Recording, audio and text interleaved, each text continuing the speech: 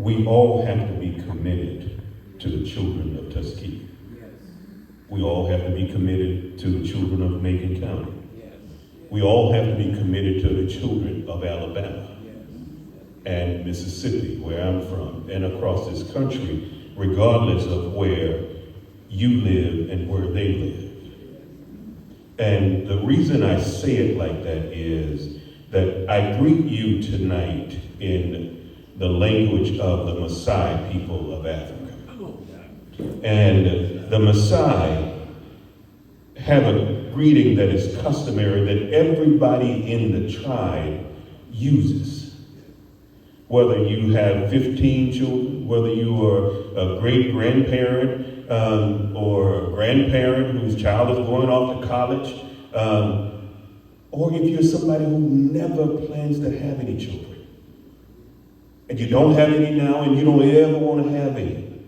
Because I know some folks who their life of being a child taught them not to want to have children of their own. But the Maasai, when they greet each other, they say Kasarian Injera. And Kasarian Injera is asking a question. It is a question that says, how are the children?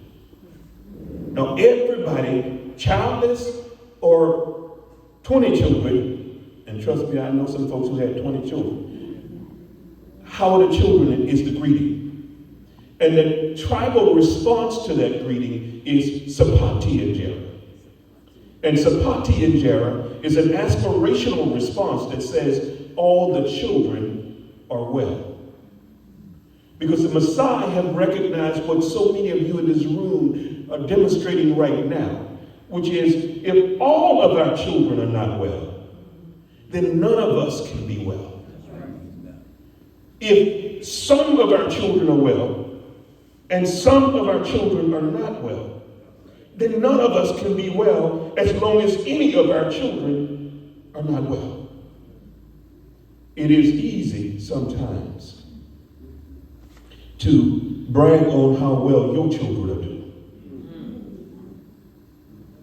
It is easy sometimes to look in the other direction when you know from what you see that somebody else's children are not doing well. It is easy sometimes to say those parents just don't care about what they're doing. It's easy sometimes, even from a brother to a sister or a sister to a brother, to say, I knew he didn't know what he was doing in the first place. But none of that helps the child to be well. And so I am grateful to be in your presence tonight, because it is clear to me that as a city and as a county and as a state, you have decided that it is your responsibility. That no matter what zip code the child comes from, no matter what neighborhood they come from, even if they come to places that you've never been in your lifetime, and if you can help it, you don't plan to go in your lifetime, those children still are your responsibility. In 2006, when Casey Family Programs started its movement to build communities of hope across America, we asked ourselves a question about how are the children doing who've been impacted by the foster care system?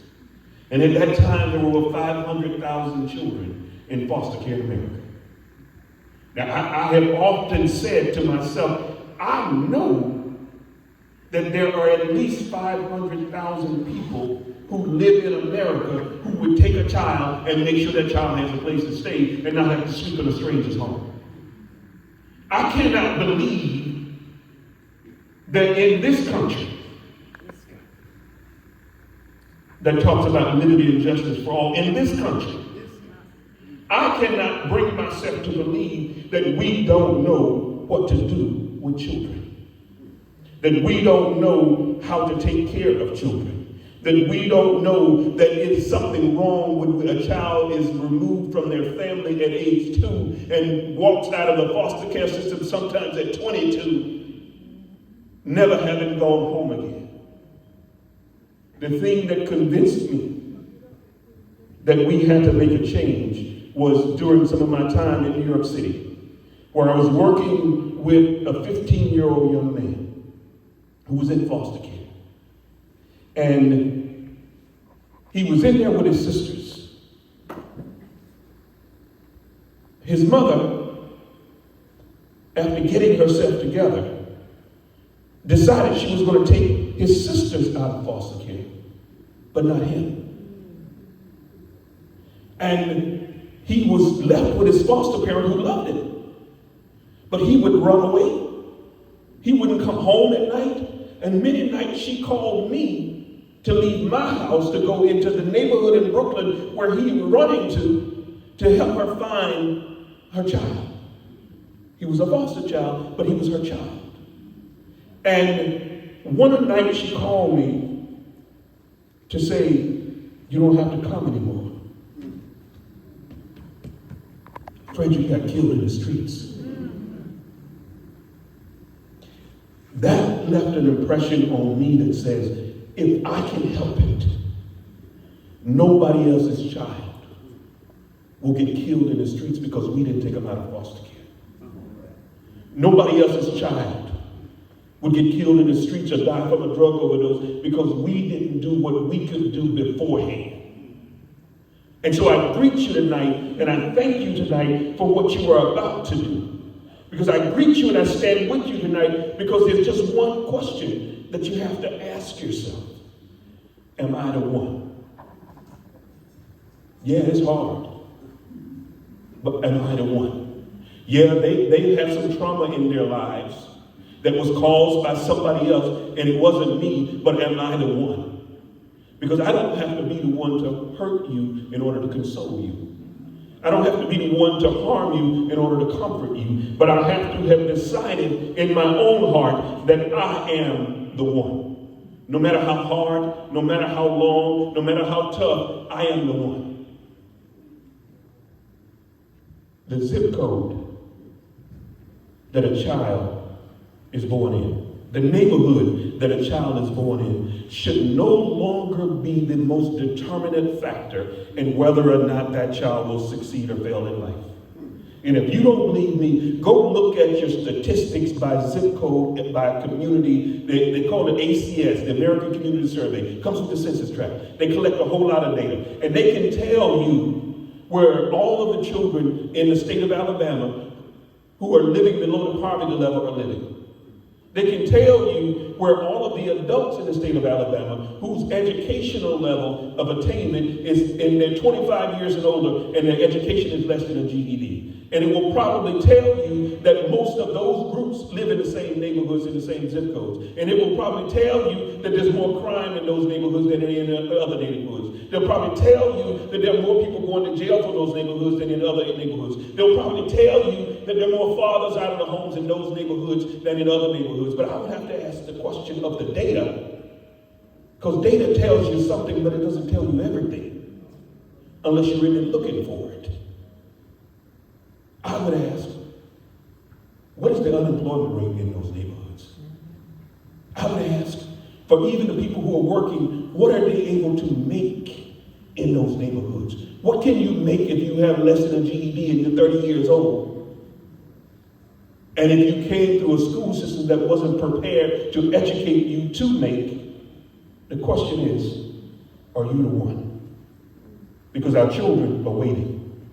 Our children are waiting until we make the promises that America has sold us real for all of our children. Because life, liberty, and the pursuit of happiness was not a promise that was made for just some children and not other children.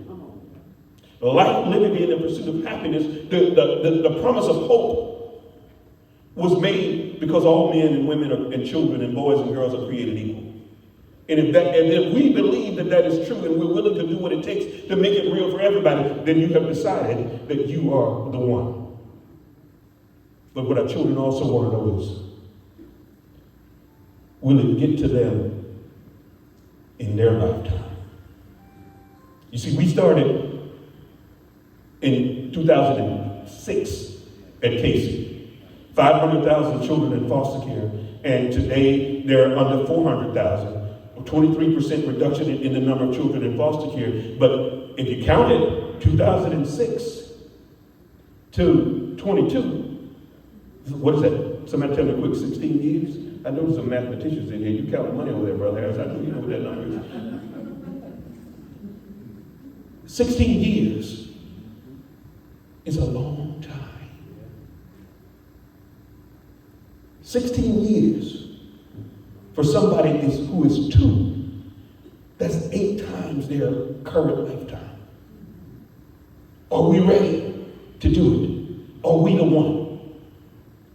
And when I talk like this, it reminds me of a story from the book of Matthew.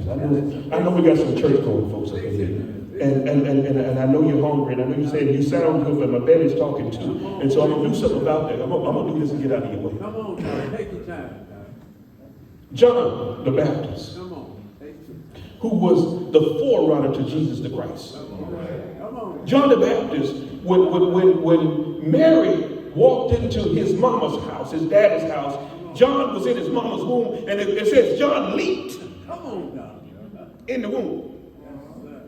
John, as he went into his life, he realized that his life was to tell the people a change is going to come.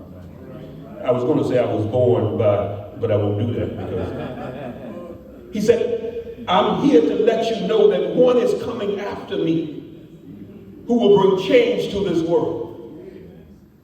Our children are asking us today, who's coming? Who's coming for me? Because I done watched everybody in my family go down this same road, and if nobody comes for me, then I'm more likely going to go down that same pathway. Who's coming for me? And so I just want to ask you, are you the one? So John, when things got a little hard in his life, he'd been preaching about Jesus coming and what change was going to come and how the world was going to be better and how it was going to be different all his life. But now he was locked up. John was in jail. But John heard what Jesus was doing, and Jesus was doing what John said Jesus was going to do. But then John said to 2 of his disciples, won't you do this for me? You go and find Jesus, and you ask him this question for me. Are you the one that we've been waiting for? Or shall we be looking for another? And see, you can set your campaign up and promise a whole lot of stuff. But if you're not ready to deliver on what you're promising, it might be better if you shut your campaign down. Because this ain't no joke. This is life. And there are children who are no longer with us that I'm sure some of you in this room know that if the one had come for them in time, they would still be here. And so they were his disciples, so they had to do what he said. So they went to Jesus. They said, Jesus, John told us to come and ask you, are you the one that we've been waiting for, or should we be looking for another? And Jesus, I imagine if he had some glasses on, he would have taken them off like that. And he said, you go back and tell John what you see and what you hear. And when I come back, and I will be back, I'm not going to come back and say, tell me what you did. I'm going to come back and say, can I go see what you have done? And can I hear from somebody else whether you are still the one? And Jesus said, you go back and you tell John this. You tell John that those who were blind are now able to see. And then you ask him, is Jesus the one? You go back and tell John that those who were lame are able to walk. And then you let John tell you after he get that message, if I'm the one. He said, go back and tell John that those who were suffering from all kinds of diseases are now having access to health care. And they're being healed. You go back and tell John that those who were dying unnecessarily in this world are now getting access to life and hope. You go back and tell John that those who were living in extreme insufficiency in the land of extreme abundance now have reason to hope. We have too much insufficiency in one of the places, the best places of abundance, the most abundance of anywhere else in the world. But I just want to ask you as I go to my seat, are you the one? Are you the one? Or should we be looking for another campaign?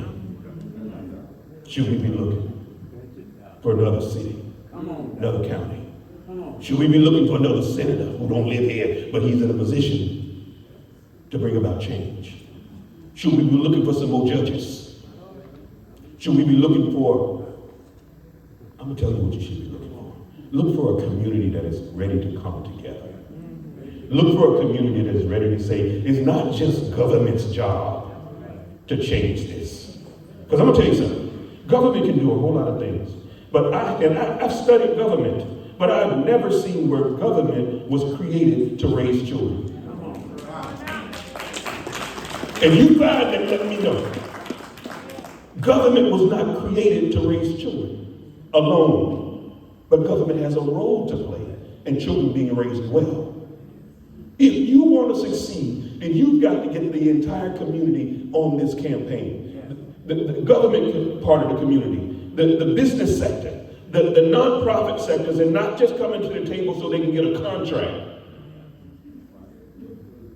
Come to the table because you want to do something for children. And if a contract comes as a part of that, then so be it. But don't count the money and let that be the reason of your engagement. Your engagement has to be because of the life of those children. We need in that nonprofit sector. We also need the faith-based members of that sector. The civic organization. I heard somebody say something about the Greek letters. We have a whole lot of organizations that are non-profit, but our children are not profiting. If we are the one, and I'll give you 3 things that you can do. Focus on this. During my time in New York City, and I was in the government in New York City from 1994 to 2004. And when I started in the government, there were over 43,000 children in foster care in New York City. We were placing 13,000 new children every single year in the late 90s in New York City. Today, there are less than 8,000 children in foster care in New York City. And that is because people got serious. And there's something that has changed since that time period. In 2018, a federal law was passed. It's called Family First.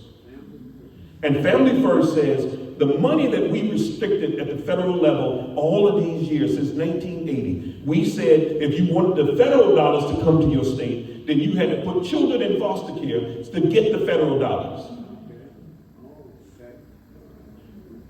Even a preacher knows that that's bad apples.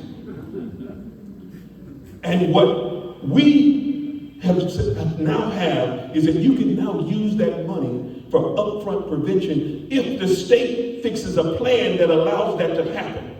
And so as a part of your campaign, you got to work with the state to say, let's get some prevention money. Because you can't fix a child's issues separated from the parents' issues. And you can't fix the child and the parents' issues separated from the community's issues. You got to work them all together. And so prevention, working with the state on Families First, reducing the number of children in foster care, and making sure that foster care is always a temporary solution and not a life sentence for children. Thank you, and God bless you.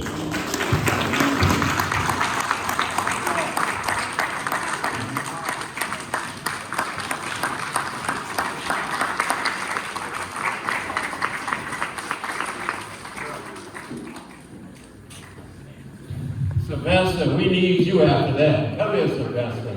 Let's get